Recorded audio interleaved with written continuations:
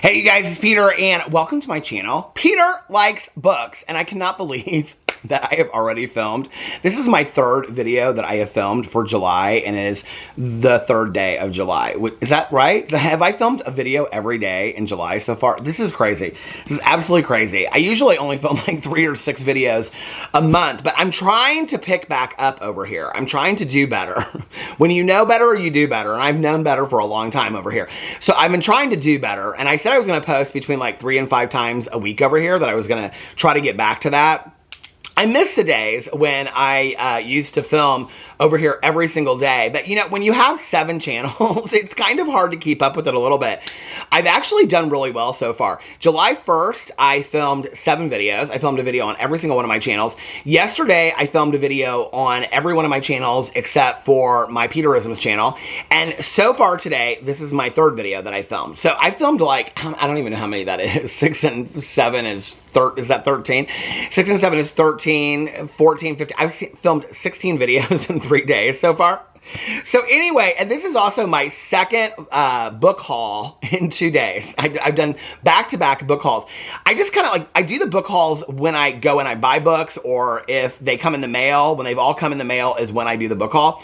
So all the books came today from Amazon that I ordered, and so I thought, what the hell, let's do a book haul. I was going to do a review of Kill for Me, Kill for You by Steve Kavanaugh, but that will wait till, I probably won't film over here tomorrow, so that'll be like, I don't know, is tomorrow Friday? That'll probably be Saturday or Sunday or Monday that I'll do that over there. So, and I've got a series that I want to do over here as well, which is where I just like pick out a random book that somehow profoundly means something to me, and it might not have anything to do with like the actual story of the book itself or the author. It might just be like that it meant something to me at a certain time in my life because of who recommended it to me, or I remember when I bought it, or I never read it, but I had it and I moved it from apartment to apartment to house, you know, something like that. And I want to kind of do this series where I share the meaning behind a book. So, but today I'm going to do a book haul. So let me show you, hold on, I've got them all sitting right here.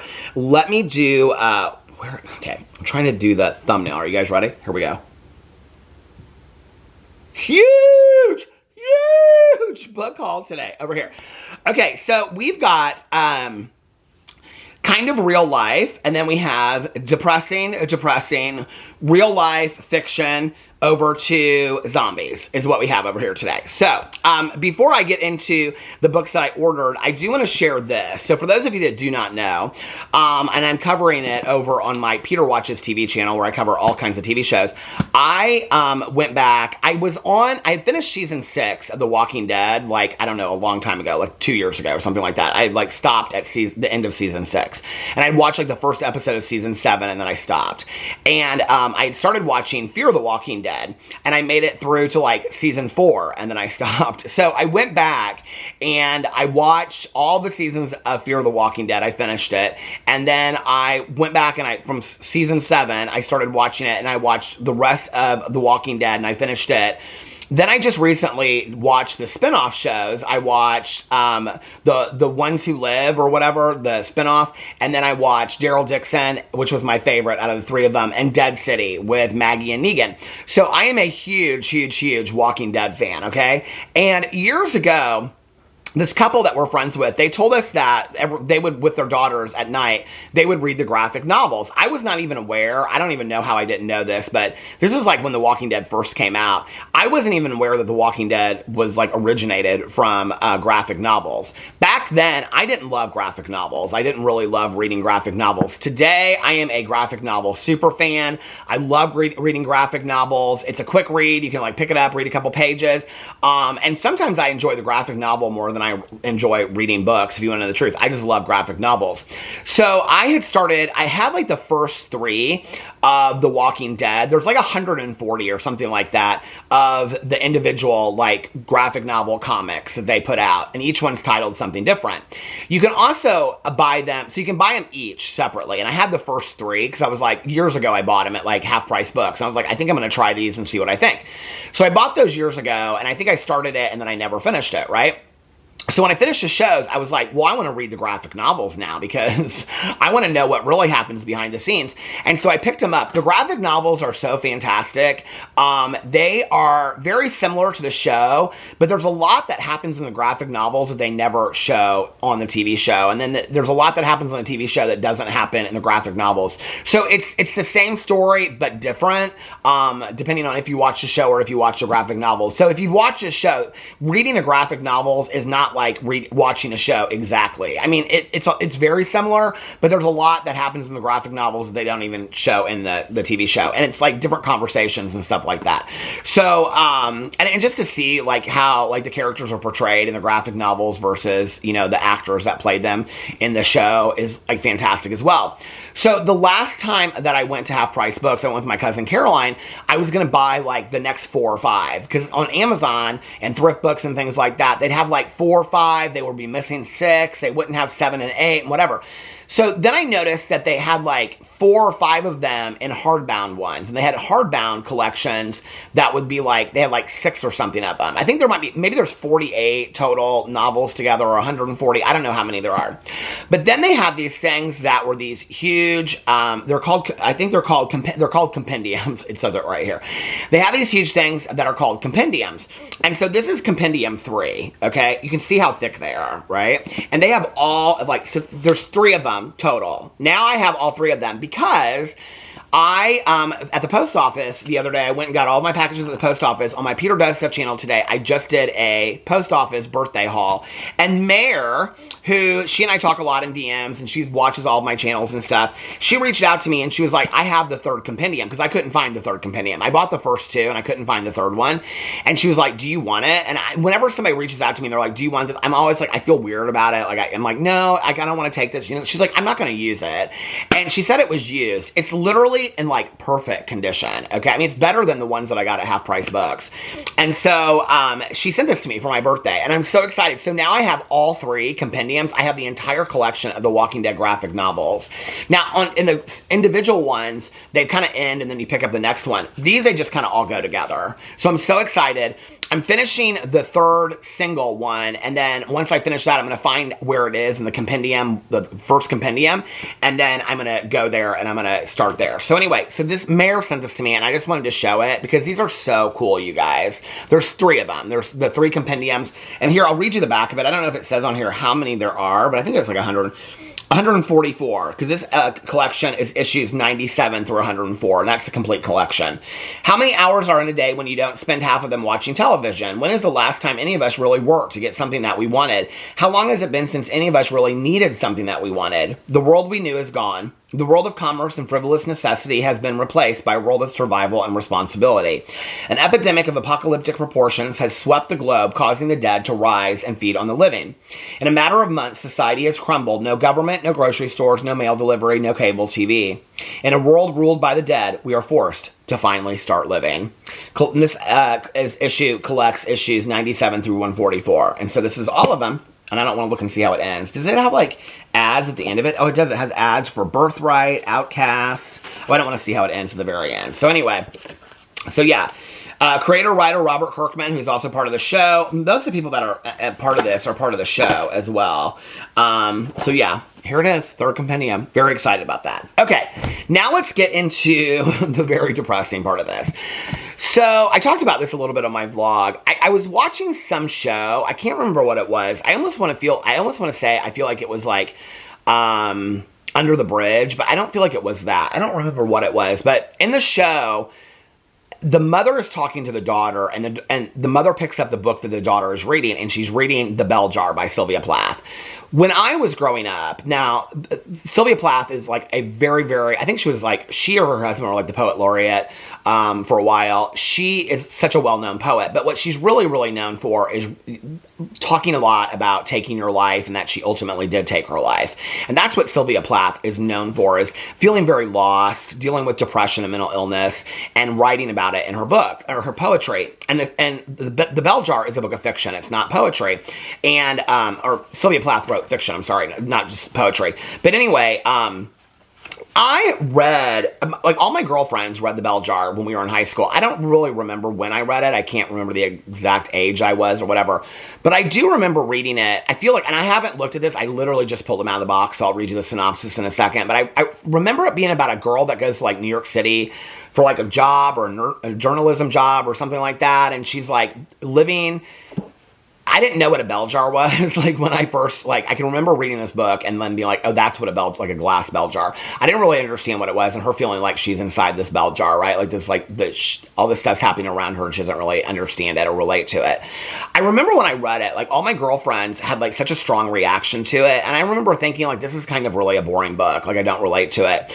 Books in my life, especially like Catcher in the Rye, To Kill a Mockingbird, Wally Lamb's She's Come Undone, have really impacted me differently at different points in my life.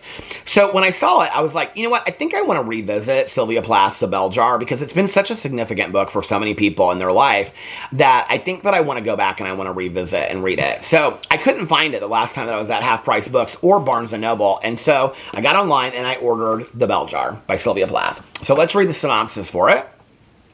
The Bell Jar chronicles the crack-up of Esther Greenwood, brilliant, beautiful, enormously talented, and successful, but slowly going under, maybe for the last time. Sylvia Plath masterfully draws the reader into Esther's breakdown with such intensity that Esther's insanity becomes completely real and even rational, as probable and accessible an experience as going to the movies. Such deep penetration into the dark and harrowing corners of the psyche is an extraordinary accomplishment and has made The Bell Jar a haunting American classic. Sylvia Plath was born in 1932 in Massachusetts. Her books include the poetry collections The Colossus, Crossing the Water, Winter Trees, Ariel, and the collected poems, which won the Pulitzer Prize. She was married to the poet Ted Hughes. I think he was the poet laureate, maybe, and died in London in 1963. Now, Sylvia Plath was friends with and has been compared a lot to Anne Sexton. When I was in my my mom and her, like, one of her very, very best friends that was her sorority sister in college, they would talk about the poetry of Anne Sexton a lot. I can remember when I was growing up. Not so much, my mom would tell me about Sylvia Brown, the psychic. She'd tell me about Sylvia Plath and things like that. But Anne Sexton, the poetry of Anne Sexton, my mother loved. And I can also remember she and her friend talking about it. I didn't really know that much about Anne Sexton, and I obviously don't really even know that much about Sylvia Plath. But when I was talking about it in my vlog the other day, I looked her up, and she had won, I think she won a Pulitzer Prize for this book of her fiction, and she also, the reason why she's compared to Sylvia Plath is that not only were they friends, she also, I read the other day that she had written a poem called About Sylvia or Dear Sylvia or something like that, but she also took her life, and so their life and their work has been compared to each other through the years, and so when I was talking about it in the vlog, I looked her up, and I was like, I should get one of these books, because I don't remember the last time I've read an Anne Sexton poem, or if I ever have. So I got online, and the book that she won, well, I'll read it to you. It probably is on the back here. It's called To Life or Death or something like that. And it won the Pulitzer Prize. They didn't have it on Amazon, but they had her collected poems. So I got the collected poems of Anne Sexton. It's actually really thick. I'm kind of in this phase where I'm really loving short stories and poetry, which is really strange because I love writing poetry, but for years and years of my life, I could not be bothered to read short. I think it's because so many years of English classes and then getting my undergraduate degree in English that you're reading a lot of short stories. And so I think after that, I just was kind of burnt out on short stories, but I'm loving reading short stories again, and I'm loving reading poetry again. And so I'm really excited to get into this. The stuff of Anne Sexton's life, this is a quote from somebody. Mercilessly dissected is here in the poems. Of all the confessional poets, none has had quite Sexton's courage to make a clean breast of it, nor has any displayed quite her brilliance, her verve, her headlong metaphoric leaps. Women poets, in particular, owe a debt to Anne Sexton, who broke new ground, shattered taboos, and endured a barrage of attacks along the way because of the flamboyance of her subject matter. Anne Sexton has earned her place in the canon. The collected poems comprises Anne Sexton's 10 volumes of verse, as well as 6 poems from her last years. Anne Sexton was born in 1928 and lived all her life in the Boston area. In 1967, she received the Pulitzer Prize, and she took her life in 1974. So, I'm really excited to read some of these poems and get into this. I don't know that I've, like, until recently. I bought a couple poetry books a couple years ago of, like, some current poets. It's like, do you guys know the one book of poetry? It's very small, and I think the poet's written, like, 3 books now. And it was, like, on the New York Times bestseller list, like, a couple years ago. I bought the first one. The poems are very short. They're, like, almost like they look like haikus. Maybe they are, I don't even know. But I didn't read that book, but I still have it. If anybody can recommend some poetry books, not like Emily Dickinson from, like, 100 years ago, but current poetry books that you think I should read, I would love to be introduced to some more poetry. Please put it in the comment section below. I also want to say to everybody that was explaining to me one of the romance books that I bought yesterday, and there was actually a book before the one that I bought, I really appreciate that too. I will be buying the one before it. It's the Unwritten Love or whatever. There's like a book that comes before that, and I was not aware of that when I got it at Target. So I appreciate, there was like 3 or 4 people that mentioned it, and I just want to say I really appreciate it, and I will be buying the first one before I read the second one. Okay, so the next thing is something else that I was talking about in my vlog the other day, and I don't know why. I follow her on, I keep on wanting to pick this up. Somebody sent me this candle, but it looks like a LaCroix water or something like that, and I keep on wanting to pick it up, but look, it's a candle. Isn't this so fantastic? It smells so, oh my god, it smells so good too. It reminds me of this hotel. I said this in my video. It reminds me of this hotel in Vegas that no longer exists. And I cannot remember for the life of me what that casino is called. I'll have to look it up. I'm sure somebody will comment on it. But anyway, this author was really, really implemental in helping me when I wrote my book and spinning ideas off of after I reached out to her. I don't know that she probably remembers me at all, but we emailed back and forth quite a bit, and she was really, really helpful to me. You know, having worked in addiction, I had back in the day a lot of people that I worked with that introduced me to these books, that love these books, and it is the Crank series by Ellen Hopkins. I read the first and the second one, which the first one is Crank, the second one is Glass, and I believe the third one is called Burnt. There's like 7, but there's like some spin-offs and stuff too. So I was talking about what is the first one called? Burned, or the last one's called Burned. So it's Crank, Glass, and Burned, and those are the 3 in the Crank trilogy. I have Burned, but I don't have Crank and Glass anymore, and I believe that I gave them away to somebody because I love Ellen Hopkins like nobody's business. Okay, so I have read of her books. I thought I read most of them. I read like half of them. I looked the other day, and I read Crank and I read Glass, but I don't remember them. I read Tricks, and I've read Tilt and Traffic. And the rest, and there's like 2 more that I've read. And she has a new one coming out in September, and it's called Sink, and I pre-ordered that one as well. I have several of her books, but I have Identical downstairs, which is about twins, and I pulled it out. But I wanted to go back, and I wanted to read the Crank series, because it's probably been 20 years since I read this. I don't even know when it first came out, but I read it like probably 2 years after it came out. So let's look and see when it came out. It was originally published in 2004. So 2006 or 2007 was probably when I read it. So it's been 15 plus years since I read these books. I don't remember them. Ellen Hopkins wrote these books based on her story with her daughter, who was a methamphetamine addict. But every book, like her book Tricks, is about like these runaways that end up being prostitutes. She has adult books as well. Her books are fantastically written. If you've never read an Ellen Hopkins book before, okay, let me show you this. So there's, on the page, it's written like prose. I don't know if you can, like some pages just have like a couple sentences on it. So they look like prose. So you really think that you're reading a poem, but they don't read like prose. They literally just read like a page, like a sentence. Like Peter went to the store, Peter bought applesauce, Peter came home from the store. But it's told like this, like in prose. They're so easy to read and they're so fast, but her books are so raw, so vulnerable, so honest. I mean, they're some of my favorite books that I've ever read. Ellen Hopkins, the fact that more people don't talk about her is unbelievable to me. Especially her addiction series, because they are just like, I mean, as a person in recovery, I remember reading these, and I have never felt so seen before. And it's about the struggle with active addiction, so I just want to make that very, very clear. All of her books should have trigger warnings on them, because they're all like real, and I think they do. So, yeah, she's got author's notes on here and stuff. They're just, a lot of her books have to do with like self-harm, addiction, abuse issues, things like that. They're very real, vulnerable books, and I think that's what's so relatable to them. Every time I read one of her books, in some way, shape, or form, I feel absolutely 100% seen. The other thing is that when I reached out to her, she didn't hesitate. I mean, it was literally like a day later that she like emailed me. And I had since, like, after I wrote that book, I sent her a couple ideas, and she just was like so honest. She was like, it seems to me like there's a book an idea that I've been throwing around for a long time called Trash, about this girl that's found in a bag, like a trash bag on the side of the road. And I remember I threw her like 4 ideas. That's a book that I've wanted to write for a long time. And I remember I was going into detail about this book, and she said, this seems like the book that you really want to write. This is the book that you should write.